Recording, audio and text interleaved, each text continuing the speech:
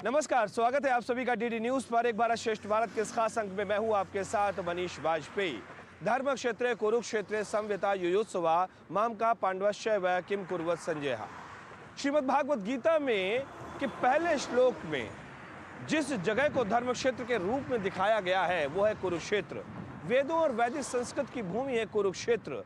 मनुस्मृति ऋषि मनु द्वारा लिखी गई जहां पर वो जगह है कुरुक्षेत्र। हम कह सकते हैं कि कुरुक्षेत्र अपने आप में एक तीर्थ है। और आज एक भारत श्रेष्ठ भारत के इस अंक में मैं बात करने वाला हूं कुरुक्षेत्र की, क्योंकि गीता का ज्ञान जहां से मिला वो जगह कुरुक्षेत्र है।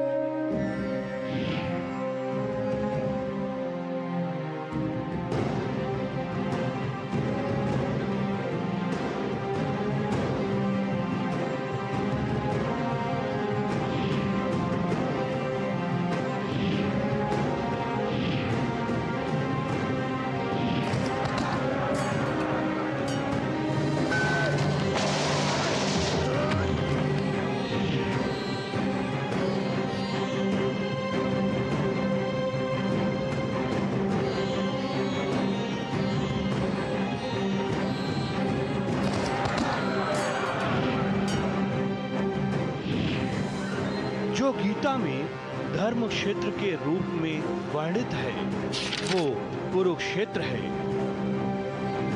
जिस क्षेत्र को स्वयं परमात्मा ने गीता ज्ञान के लिए चुना वो कुरुक्षेत्र है।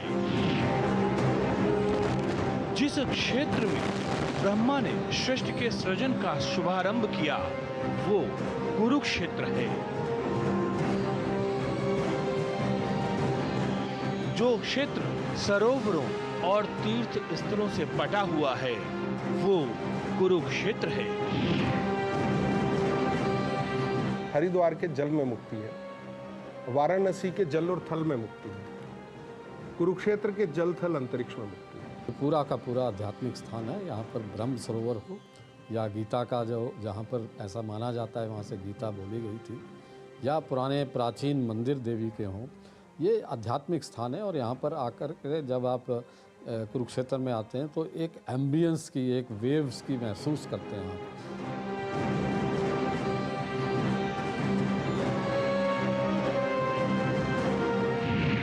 दरअसल कुरुक्षेत्र अतीत से आज को जोड़ता है, संस्कृति को संस्कार से जोड़ता है, जीवन की नश्वरता को आत्मा की अमरता से जोड़ता है, या यूं कह लें कि आज भी जीवन रूपी कुरुक्षेत्र में गीता के ज्ञान को पुष्पित और पल्लवित अगर कोई क्षेत्र कर रहा है तो वो है कुरुक्षेत्र।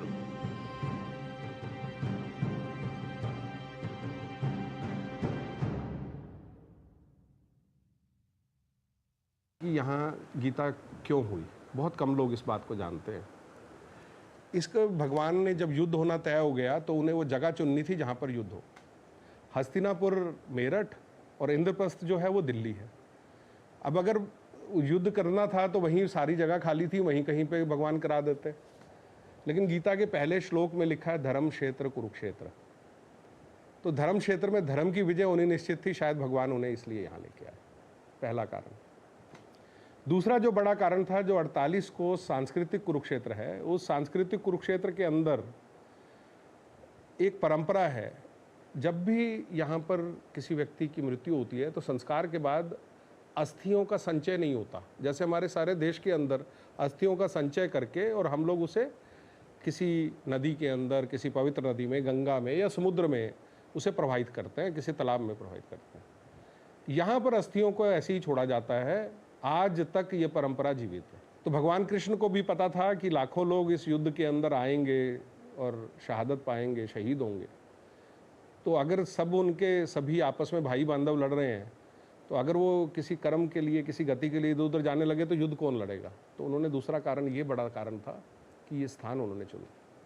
कुरुक्षेत्र की जो पहचान है वो महाभारत के कारण, भीष्म के कारण और सबसे बड़ी बात कृष्ण और अर्जुन के कारण बनती है। और जब हम इन सबको एक पैनी दृष्टि से देखते हैं तो ये लोग धार्मिक नहीं थे, ये धर्म का पालन करने वाले लोग थे, मगर इनका मूल जो स्रोत, ऊर्जा का स्रोत था, वो इनकी आध्यात्मिकता थी। कुरुक्षेत्र में जितने भी अलग अलग तीर्थ हैं, अगर हम कहें, चाहे पवित्र सरोवरों की बात करें, कुंड की बात करें, तो इन सबका इतिहास महाभारत से जुड़ता है। इस जगह इस समय कुरुक्षेत्र में जहाँ पर हम खड़े हुए, ये सन्निहित सरोवर है और सन्निहित सरोवर की बहुत महत्ता है। सीधे सीधे सूर्य के साथ इसको जोड़ा जाता है, इस सरोवर को, और सूर्य ग्रहण के समय यहाँ पर ज़बरदस्त मेला लगता है। हालांकि यहाँ पर जो तीर्थयात्री हैं वो लगातार आते रहते हैं। उसका महत्व ये है कि महाभारत युद्ध के समाप्त के पश्चात भगवान श्री कृष्ण ने युधिष्ठिर के जरिए जो उनके जितने भी लोग मारे गए, उनकी गति के लिए, उनको मुक्ति प्रदान हो, वो मोक्ष मिले, इसलिए यहाँ पर पिंडदान करवाया और यहाँ पर तब से लेकर अब तक लगातार ये परंपरा चली आ रही है। तो इसलिए पूरे भारतवर्ष से लोग यहाँ पर मौजूद होते हैं और ख़ास तौर पे सूर्य ग्रहण पर। तो इसलिए ये इस सन्निहित सरोवर का महत्व है। पड़ोस में ही इसके एक सन्निहित सरोवर है, जैसे कि अगर हम कहें दधीची ऋषि हुए एक, जिन्होंने अपनी अस्थियों को देश हित के अंदर दान दे दिया। जब आप वो इंद्र वाली कहानी जानते ही हैं, जिसके अंदर वज्र जो है बना उनकी अस्थियों से, और जो हमारे परमवीर चक्र है उसके अंदर इसी वज्र को दिखाया गया कि अपना सर्वस्व जो देश की रक्षा के लिए दे दे, ऐसे जैसे दधीची ऋषि ने दिया था, वही वज्र उसके अंदर दिखाया गया है। ऐसा सन्निहित सरोवर यहाँ पर है। इसके बारे में भी एक छोटी सी बात है, जिसके अंदर ये कहा गया कि जब दधीची ऋषि ने से उनकी हड्डियों को मांगा गया सभी देवताओं ने कि देश की रक्षा के लिए या त्रिलोक की रक्षा के लिए उसकी ज़रूरत है, तो उन्होंने बिल्कुल खुशी से बोला कि मैं ये देता हूँ, इस अस्थियों को देता हूँ। तो उन देवताओं ने कहा कि आपकी कोई इच्छा ऐसी हो जो हम लोग पूरी कर पाएँ। उन्होंने कहा कि ऋषि की क्या इच्छा होती है, सभी तीर्थों के ऊपर जो है वो स्नान कर पाए, ऐसी इच्छा है। तो देवताओं ने बोला ये तो कुछ मुश्किल नहीं है। सभी देवता अलग अलग स्थानों पे गए, वहाँ से जल लाए और जिस सरोवर के अंदर डाला उसे सन्निहित सरोवर कहा गया, और उसके अंदर सभी सरोवरों का जल सन्निहित है, इसीलिए इसे सन्निहित सरोवर कहा गया। ऐसे कई सरोवर और भी हैं जहाँ पर कहीं ना कहीं कोई ना कोई कहानी जुड़ी हुई है। पास में एक सरोवर है, द्वैपायन सरोवर इसको बोलते हैं, वहाँ पर दुर्योधन छुपा हुआ था जब भीम ने ललकारा। तो इस तरह के और कई घटनाएं हैं। नरकातारी एक जगह है, नरकातारी की हम बात कर सकते हैं तो वो जगह इसलिए बड़ी महत्वपूर्ण है क्योंकि जब भीष्म पितामह के चारों तरफ से बाण लगे हुए थे और जब वो अपने रथ से ज़मीन पर गिरे हैं, तो गिरने के बाद वही जगह थी जहाँ पर वो ज़मीन पर गिरे।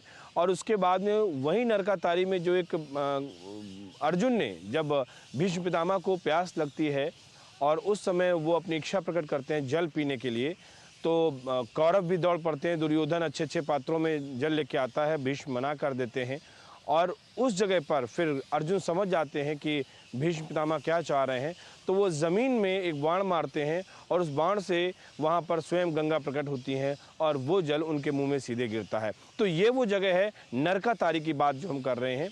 नरकातारी इसलिए बड़ा महत्वपूर्ण है और ऐसे कई इलाके हैं। महाभारत युद्ध की दो देन है जो बड़ी देन है, एक गीता और दूसरी देन के बारे में साउथ के लोग ज़्यादा जानते हैं, हमारे यहाँ के लोग थोड़ा सा कम जानते हैं। विष्णु सहस्त्र नाम पाठ जो है वो भी कुरुक्षेत्र में हुआ।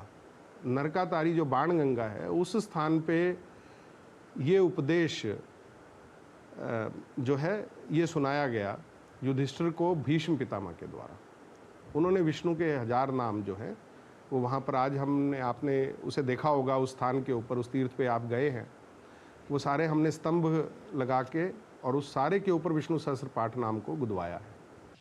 फिलहाल यहाँ पर रुकते हैं एक छोटे से ब्रेक के लिए। ब्रेक के बाद जब लौट कर आएंगे तो कुरुक्षेत्र की कुछ और बातें, कुछ और जगहों के दर्शन हम आपको कराएंगे। कहीं मत जाइए, आप बने रहिए हमारे साथ। मिलते हैं इस छोटे से ब्रेक के बाद।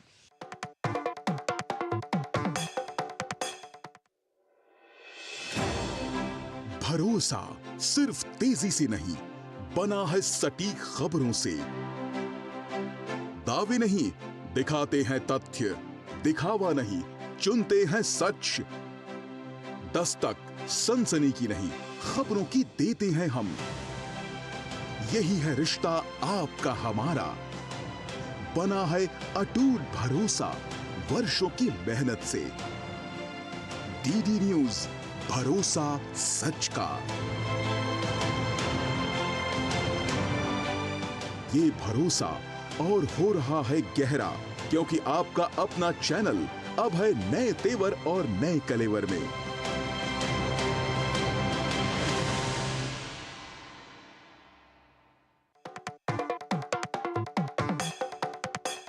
Welcome back. ब्रेक के बाद एक बार फिर से आप सभी का स्वागत है डीडी न्यूज़ पर। एक बार श्रेष्ठ भारत के इस खास कार्यक्रम में मैं हूं आपके साथ हमेशा की तरह मनीष वाजपेयी। जिस जगह इस समय मैं यहाँ पर मौजूद हूँ ये कुरुक्षेत्र का ब्रह्म सरोवर है, और ब्रह्म सरोवर न जाने कितनी गाथाएं इस ब्रह्म सरोवर से जुड़ी हुई हैं।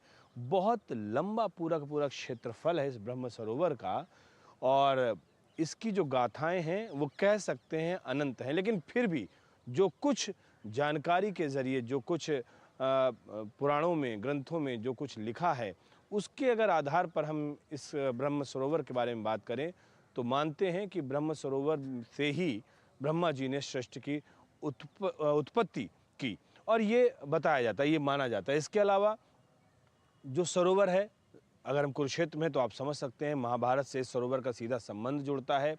ये भी माना जाता है कि द्रौपदी ने जो केश अपने दुशासन के खून से, रक्त से लाल किए थे, यहीं पर आके द्रौपदी कूप है यहाँ पर, वहाँ पर उन्होंने अपने केशों को धोया था।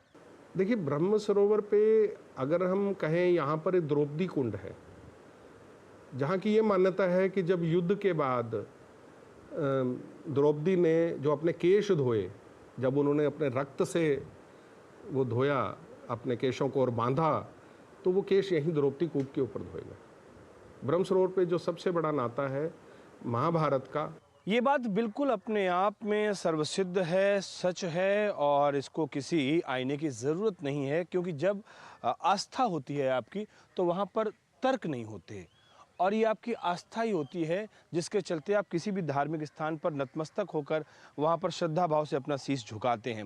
आज जब इस ब्रह्म सरोवर में, कुरुक्षेत्र के इस ब्रह्म सरोवर में हम आए हुए हैं, यहाँ पर भी इसी आस्था के चलते हमारा सर श्रद्धा से झुक रहा है। उसकी वजह ये है कि यहाँ पे एक एक, कह सकते हैं कि यहाँ का कड़कड़, यहाँ का ज़र्रा ज़र्रा अपने आप में न केवल महाभारत की कहानी कहता है, बल्कि आत्मा और परमात्मा का संबंध क्या है, दुनिया में अगर हम आध्यात्मिकता और भौतिकता की बात करते हैं तो उसका संतुलन कैसे बनाया जाता है, ये सारी चीज़ें हमें यहाँ पर दिख रही हैं, और मैं इसको महसूस भी कर पा रहा हूँ।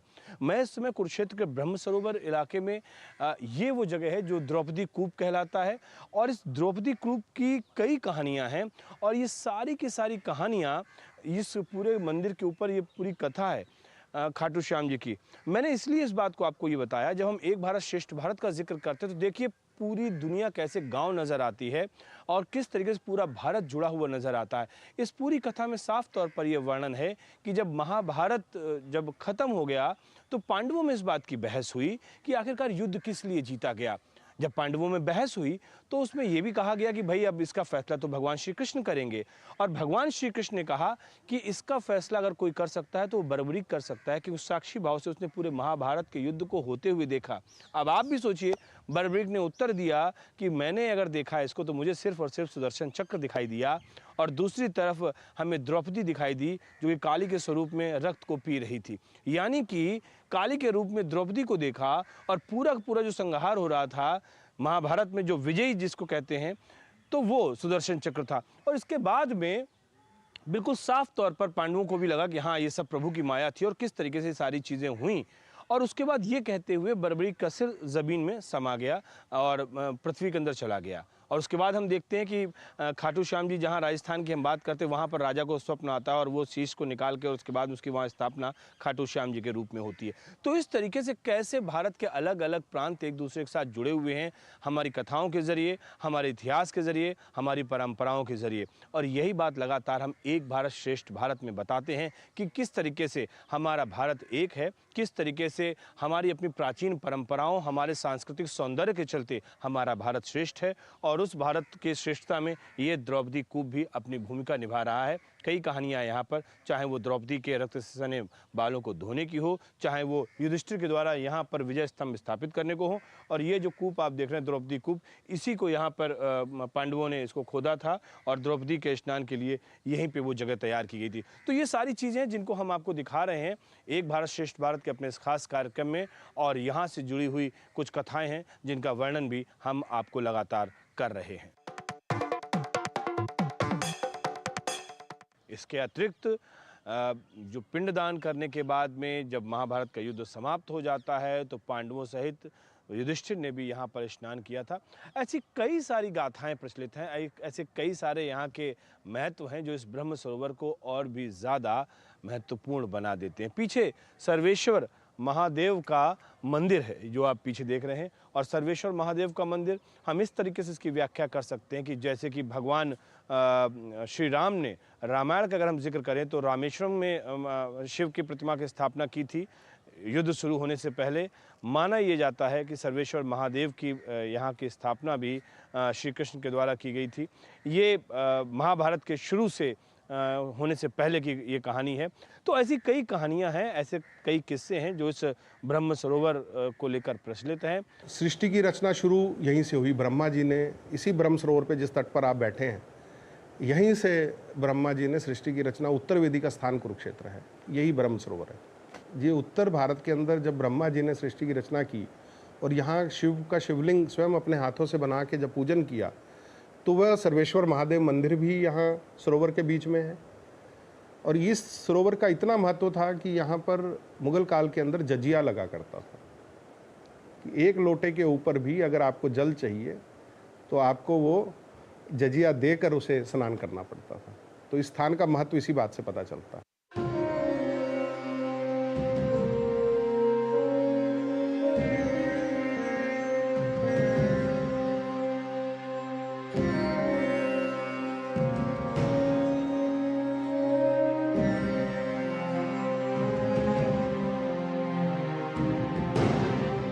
अगर आज की हम बात करें तो जो गीता महोत्सव कुरुक्षेत्र में मनाया जाता है, उस समय पूरा का पूरा ये जो आप ये सरोवर का इलाका चारों तरफ देख रहे हैं, ये पूरा इलाका लोगों से भरा हुआ होता है। चारों तरफ यहाँ पर तीर्थयात्री होते हैं और गीता महोत्सव के समय ये पूरा इलाका जगमगा रहा होता है।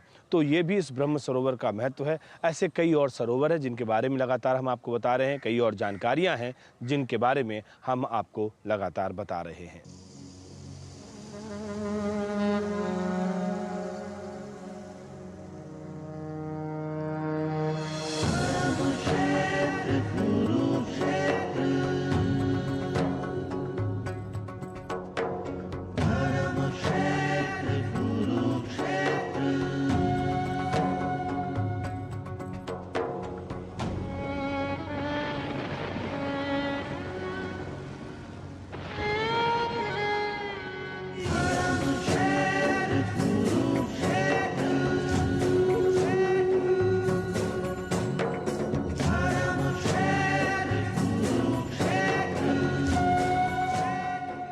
ये जितने धार्मिक मेले हैं, ये जो कुंभ है, ये जितने धार्मिक धर्म स्थान है, या मैं कहूँ ये जो कल्चरल पॉइंट्स हैं, ये एकता के सूत्र हैं कहीं ना कहीं।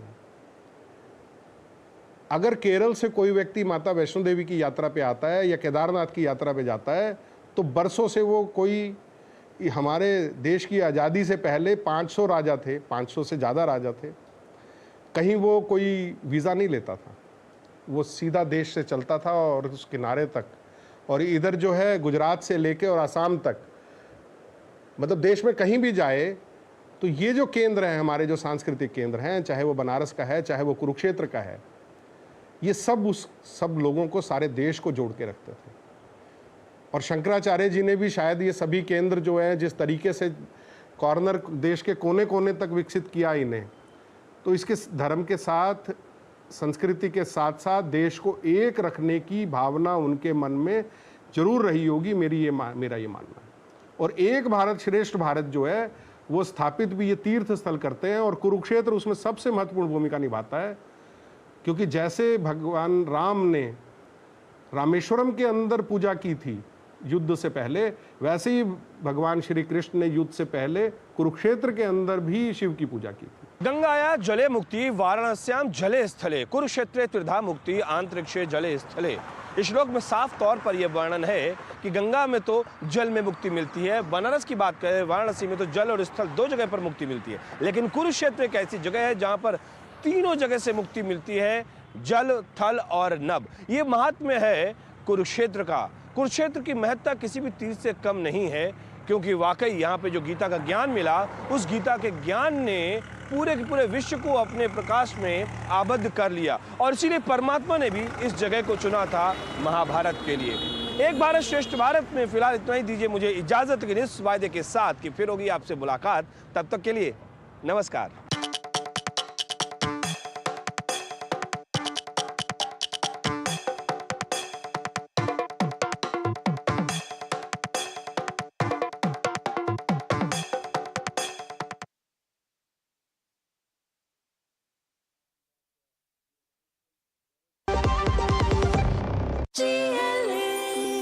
जो लक्ष्य चुना था समझ आने लगा है। GLA यूनिवर्सिटी, उच्च लक्ष्य की निश्चित प्राप्ति। मेरी पसंद, मेरी पसंद, मेरी पसंद, मेरी पसंद। हमारी